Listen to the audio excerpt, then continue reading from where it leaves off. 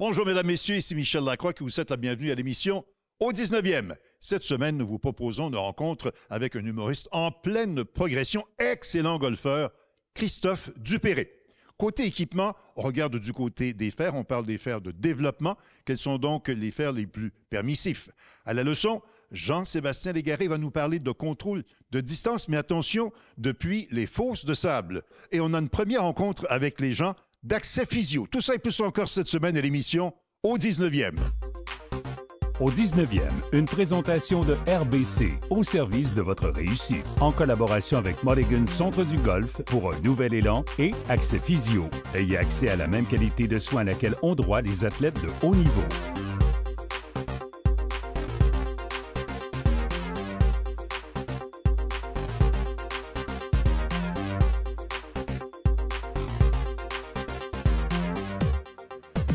On a le plaisir au 19e de recevoir Christophe Dupéré, l'humoriste, le golfeur. Mais hein? OK, oui. Je pense que j'aimerais mieux me définir comme golfeur et humoriste à la place. Et non l'inverse. C'est comme étudiant-athlète.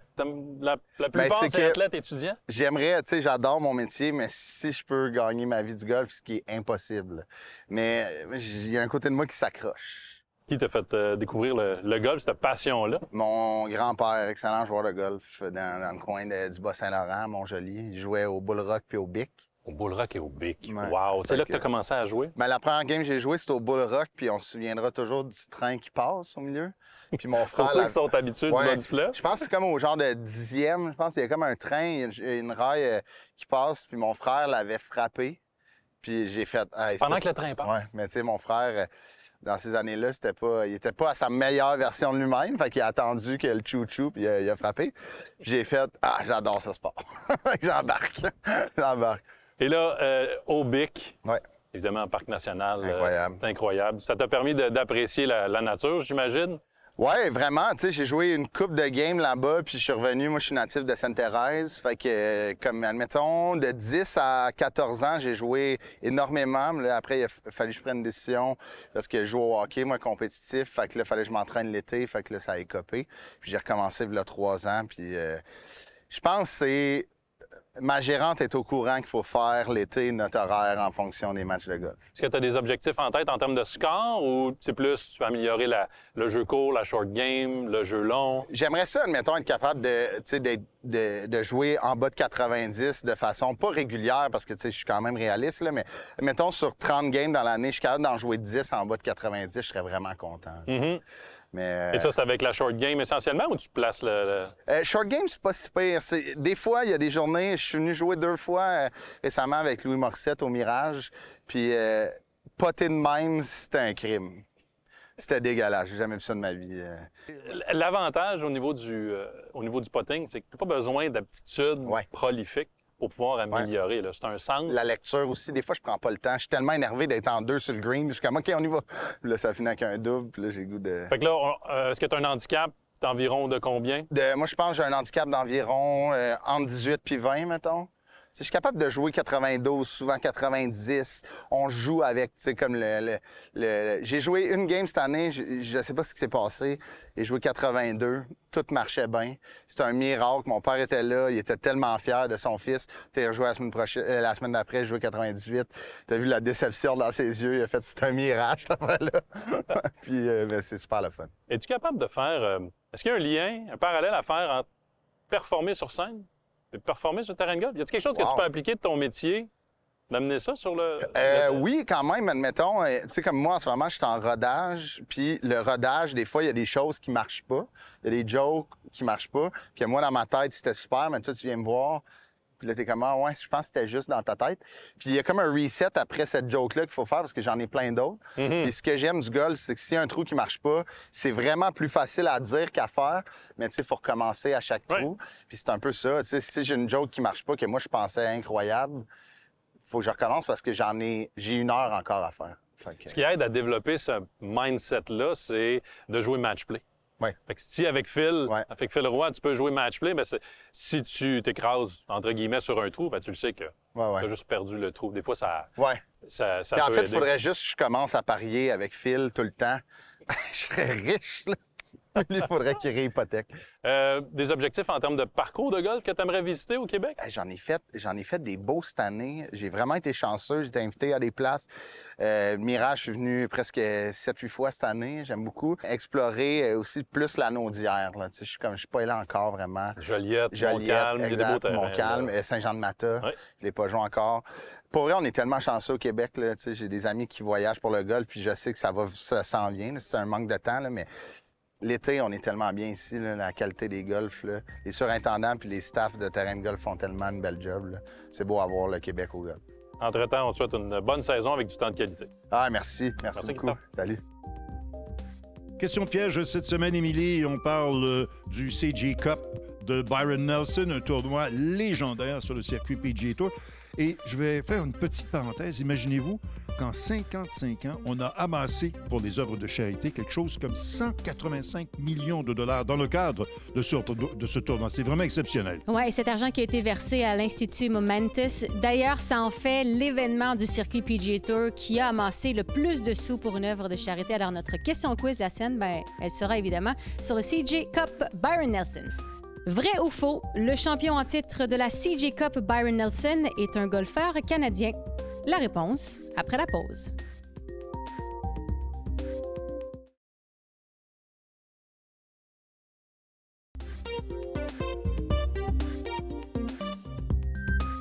Avant la pause, on vous a demandé vrai ou faux, le champion en titre de la CJ Cup Byron Nelson est un golfeur canadien? Eh bien, la réponse est vraie. Et ce Canadien, c'est Taylor Pendrith. Et d'ailleurs, sa seule victoire en carrière sur le PGA Tour à ce jour, c'est ce tournoi. Et puis, c'était à son 74e départ sur le circuit PGA Tour. Taylor Pendrith, c'est un gars qui est reconnu pour la puissance de ses coups de départ et dont la réputation n'est plus à faire puisqu'il a porté les couleurs de l'équipe internationale à la Coupe des présidents au cours des 2 dernières éditions de l'événement.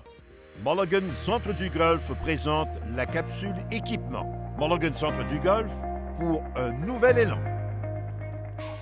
Salut tout le monde, chronique équipement en compagnie d'Eman Bourim, directeur chez Mulligan Centre du Golf. La forme est toujours bonne? Oui, très bonne, merci Jess. Excellent. Cette semaine, on s'attaque, et pour les 3 prochaines semaines d'ailleurs, on s'attaque aux ensembles de fer. Spécialement pour ce qui est des ensembles de fer de catégorie développement, c'est la catégorie la plus facile à jouer. Comme tu l'as dit, effectivement, plus facile à jouer. On parle des catégories Game Improvement, fait qu'une conception d'un fer plus large, plus volumineuse, des interactions avec le sol plus faciles. Là, on retrouve le plus de technologie pour offrir plus de performance. On a ciblé quelques fers dans cette catégorie. Du côté de Titleist, on a le T350. TaylorMade, on a le QI. On a la nouvelle famille Elite, du côté de Callaway. Et du côté de Cobra DS Adapt. Et même si on commence avec Titleist et TaylorMade, on a des offres qui en sont une 2e année. Effectivement, le retour du QI et du 350. Fait que si on en parle du QI, disponible aussi dans une version en gunmetal cette année, une version un peu plus... Noir mort. Ouais. Exactement. On parle toujours de des mêmes technologies, Flight CG, Design Cap Cavity. Toujours plus facile à jouer, axé pour générer plus de hauteur, plus de distance, plus stable. Ensuite, on parle du modèle qui a le plus de tungstène dans la gamme de la série T chez Titleist, le T350, disponible également dans une version noir mat. Si on la compare avec TaylorMade de QI, c'est un gabarit un peu plus petit, le volume plus compact. Plus compact là, du côté de Titleist 350. Maintenant, du côté de Callaway, avant que tu nous expliques les différences, Eman, on écoute Jacob Davidson qui nous explique les points clés de la famille Elite cette année. For the first time ever, we're bringing in plating to our core irons. There are really 3 key features in our iron is new AI 10X face, new construction method, and then we're actually introducing a new tri-sole. So a lot of good innovation that went into these. They sound and feel amazing. Through the new construction, we were able to put about 20% more urethane microspheres in there. And what that's going to do is it's going to allow the feel and sound to almost feel like a forged irons. Comme vous pouvez le constater, même dans la catégorie développement, on s'attaque au son, au toucher et aux sensations. Allons-y avec l'offre Elite. Fait qu'on s'attarde aux 4 différents modèles. Premier, Callaway Elite. combinaison de distance et tolérance, plus stable au moment de l'impact. Un modèle... Comparativement à l'année passée, plus gros, plus petit ou plus équivalent? compact. Plus compact au look, vraiment. Fait que, naturellement, la plupart des joueurs veulent avoir quelque chose qui ressemble autour, mais qui ont des technologies et un peu plus faciles. Absolument. Prochain modèle, un peu plus volumineux, celui-là, c'est le Elite X. Fait qu'un modèle qui envoie très, très bien un offset un peu plus prononcé, plus volumineux, des trajectoires avec des interactions avec le sol plus faciles, fait que naturellement, des trajectoires aussi plus hautes. Et on s'attarde au modèle HL, High Launch, plus de hauteur, très semblable au même modèle Elite standard. Oui, il n'est pas aussi gros que le X. Là. Absolument non. Le X, c'est vraiment la seule tête de la famille qui est vraiment plus grosse que les autres. Oui, monsieur. OK. Fait que la seule différence, c'est plus le loft et le positionnement du centre de gravité qui est plus basse. Fait que plus de hauteur. HL, High Launch, tu l'as mentionné. Plus simple pour catégoriser ses fers. Puis on termine avec... Max Fast. Toujours le modèle qui est axé sur générer plus de vitesse. Fait qu'une tête plus légère, axée sur la vitesse destinée pour les joueurs qui veulent augmenter leur distance. Si l'on passe maintenant, Ayman, du côté de Cobra, on a le DS Adapt et DS Adapt Max. Deux modèles extrêmement faciles à jouer. Si on commence avec le modèle standard DS Adapt, grâce à la nouvelle innovation, la phase 360 Speed Shell, qui donne plus de flexibilité à la phase, fait que naturellement, des coups plus faciles à gager sur le parcours. Naturellement, quand on rate la balle tout au long de la phase, on a plus de stabilité. Un point de percussion idéal plus large, c'est bon pour tout le monde. Absolument. Officiel. Le Max, nécessairement plus volumineux, on le voit là, clairement. Un peu plus d'offset, corrige ou rectifie le tir vers la droite. Aussi, un loft de 2 degrés plus ouvert, fait que ça peut aider naturellement les golfeurs, comme on a vu sur l'émission de l'ajustement, de faire augmenter l'angle de descente. Fait que ça va nous aider à augmenter le peak height aussi. On génère plus de spin, fait que la balle s'arrête plus vite sur le verre. Exactement. Ça peut être une bonne option du côté du DS Adapt Max, en effet. Et pour voir à l'intérieur comment c'est fait, la technologie 360 Speed Shell, on écoute José Miraflor. Let's take a look inside each one of these heads and show you.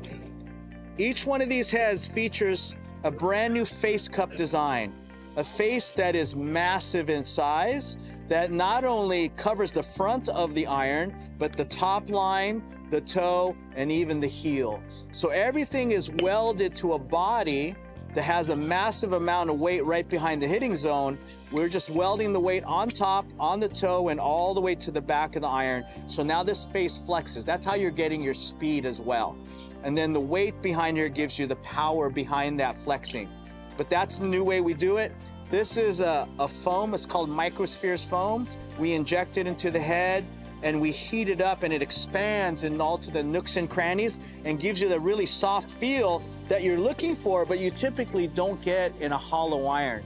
And that's what we wanted to deliver. So said in a really easy way, great feeling irons, one stronger in loft for more speed, one weaker in loft and more offset to deliver height and more left bias. You got to choose which one's right for you, or you can even blend the set, which is what a lot of people should be doing. C'est super intéressant à mentionner pour les gens qui utilisent un fer de cette catégorie. Il y a possibilité d'effectuer une combinaison au sein même de l'ensemble. Effectivement, pour beaucoup d'amateurs, on cherche de la précision sur les fers courts, mais surtout de l'indulgence sur les fers. Merci, Ayman, pour ces informations. Avec plaisir. On se voit la semaine prochaine, tout le monde. Bye.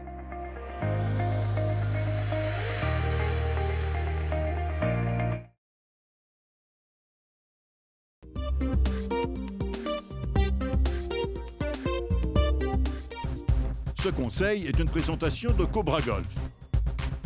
Salut tout le monde. Cette semaine, on est dans les fosses. Conseil pour les golfeurs et golfeuses de niveau avancé. On n'est pas dans la technique de comment effectuer une bonne explosion. C'est davantage pour contrôler la distance. 3 éléments sur lesquels s'appuyer. Il y en a un qui diffère complètement des pitchs à l'extérieur, que ce soit dans l'allée ou dans l'herbe longue. Il y a beaucoup de conseils qui mentionnent de contrôler la distance parcourue avec l'amplitude de l'élan arrière et de l'intensité de l'attaque à la balle. Dans les fosses de sable, on veut conserver la même amplitude et la même attaque à la balle pour ce conseil-ci. et on va contrôler la distance parcourue avec le mouvement post-impact. Où est-ce qu'on arrête les mains après l'impact va dicter la distance totale franchie. Parce que dans une fosse de sable, nécessairement, l'élan arrière est majoritairement contrôlé par le haut du corps. On veut une stabilité du bas du corps, on veut s'assurer qu'au moment, au sommet de l'élan arrière, notre centre de gravité n'a pas bougé. Alors, prenez pour acquis, l'élan arrière la même, l'accélération est la même. Alors, premier point de référence, la ceinture. Je vais effectuer un mouvement et je vais immobiliser mes mains à la hauteur de la ceinture. Premier point de référence, prenez la distance en note. Sur 5, 6, 7 bons coups de jouet. Par la suite, deuxième point de référence, les épaules. Je veux immobiliser mon mouvement post-impact. Je veux immobiliser mes mains à la hauteur des épaules. Prenez ce deuxième point de référence-là et comparez la différence de distance avec le premier point. Rappelez-vous qui est à la hauteur de la ceinture. Troisième point de référence, on amène les mains tout en haut, aux côtés de la tête.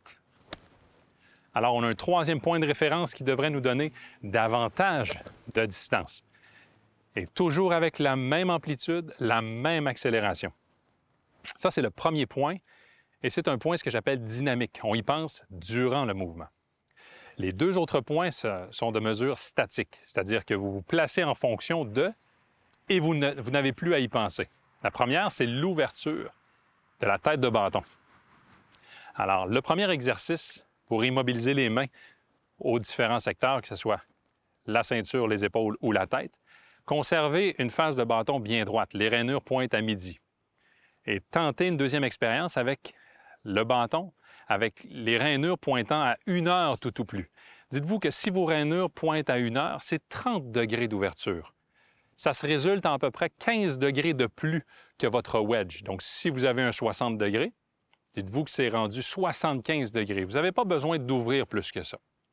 Autre élément pour ouvrir la face de bâton, oui, on peut tourner le bâton sur son axe de la tige, mais il y a aussi le fait d'abaisser les mains. Si j'abaisse les mains, j'augmente l'angle d'ouverture et aussi j'augmente le degré de rebondissement, ce qui est excellent lorsque vous jouez dans les fosses de sable où il y a beaucoup de sable, justement. Plus les mains sont basses, plus je produis une attaque à la balle qui est plane, donc favorable lorsqu'il y a beaucoup de sable. Troisième élément, nécessairement, c'est le choix du bâton. J'en parle en dernier. Pourquoi? Parce que beaucoup de gens prennent le sandwich, prennent le 56 degrés et effectuent ce qu'ils ont à faire avec ce seul outil. Variez avec un cocheur d'allée. Vérifiez les premiers paramètres que je vous ai mentionnés avec l'ouverture de la face de bâton. Abaissez les mains avec un cocheur d'allée, avec un cocheur intermédiaire, avec un lob wedge. Testez et surtout testez pas seulement avec 2-3 balles, avec 5, avec 6, avec 7 bons impacts. Et prenez la distance moyenne selon chaque paramètre. Ça va vous donner des points repères pour vous donner confiance une fois sur le parcours. Parce que franchement, réussir un bon coup de fosse de sable à proximité du fanion, c'est vraiment plaisant. Sur ce, bon golf!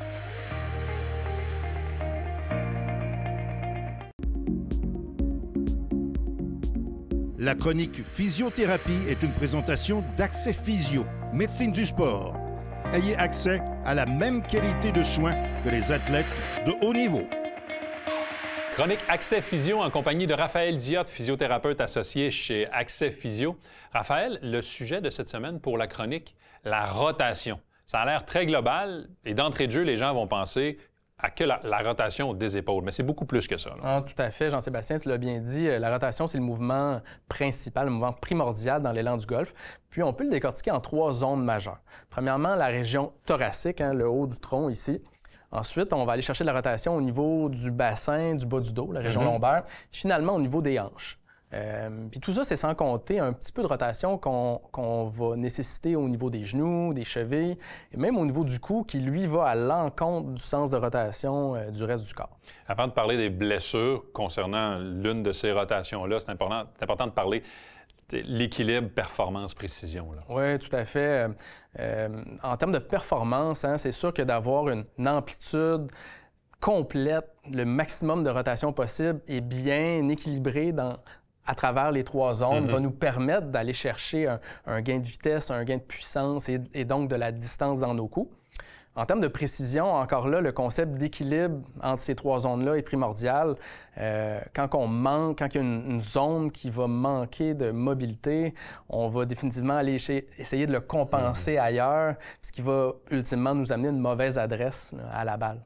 Donc, quand on travaille une certaine zone au niveau de la rotation, il ne faut pas oublier les autres parce que tout travaille de concert là, nécessairement. Exact. Et c'est là qu'on va chercher peut-être un certain déséquilibre. Si on s'attaque aux blessures, quelle est l'approche d'un point de vue du physiothérapeute? Oui, bien, l'important, c'est d'aller chercher un mélange de souplesse musculaire, hein, la capacité des muscles à pouvoir s'étirer, s'allonger. Et deuxièmement, d'aller chercher de la mobilité articulaire. En dessous de toute la musculature, il y a la charpente du corps, les articulations. Donc, la mobilité articulaire, on va parler d'un mouvement relatif d'un os par rapport à l'autre au niveau de l'articulation. Donc, ici, on peut parler de chacune des vertèbres, au niveau de la colonne vertébrale, entre les os du bassin, au niveau des articulations des hanches. Et là, nécessairement, quand on parle de souplesse articulaire, c'est là que vous intervenez en tant que physiothérapeute, au niveau de la thérapie manuelle. Là. Oui, tout à fait.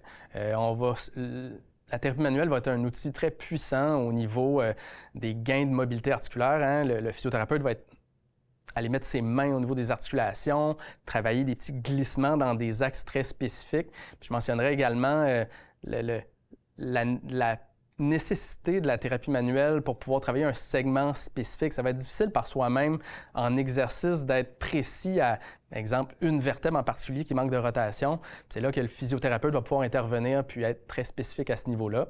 En termes de souplesse, bien sûr, on va pouvoir l'adresser avec des exercices d'étirement, mais encore, le physiothérapeute va être capable de venir aider avec certaines formes de thérapie manuelle, des étirements lui-même là, auprès du golfeur.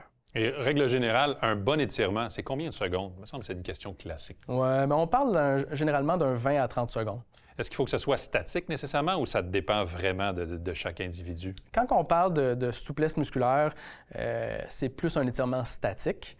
Mais de façon globale, pour travailler la mobilité, quand on parle de mobilité articulaire, là, on va utiliser des mouvements plus rythmés, des oscillations. Là, et ensuite, ce type de mouvement-là peut être utilisé aussi en termes d'activation. Il ne faut pas oublier, évidemment, si vous ressentez une douleur, si vous êtes à plus de 1 ou 2 sur l'échelle de douleur, consultez votre physio. Tout à fait. Merci, Raphaël. C'est là-dessus que se termine l'émission au 19e cette semaine. La semaine prochaine, à ne pas manquer, ça va être très intéressant. On parle souvent des développements technologiques. En compagnie des gens de TaylorMade, on va se tourner du côté de la robotique. Ensemble des fers à surveiller la semaine prochaine, on va parler des fers progressifs. À la leçon, Éric Laporte, avec les baguettes d'entraînement, va tenter d'améliorer notre jeu court. Et comme invité, le vétéran Doug Rice-Brown des Canadiens qui a remporté 4 Coupes Stanley. Tout ça et plus encore la semaine prochaine à l'émission au 19e, là où on entend les meilleures histoires de golf. Au 19e vous a été présenté par RBC, au service de votre réussite. En collaboration avec Mulligan Centre du Golf pour un nouvel élan et Accès Physio. Ayez accès à la même qualité de soins à laquelle ont droit les athlètes de haut niveau.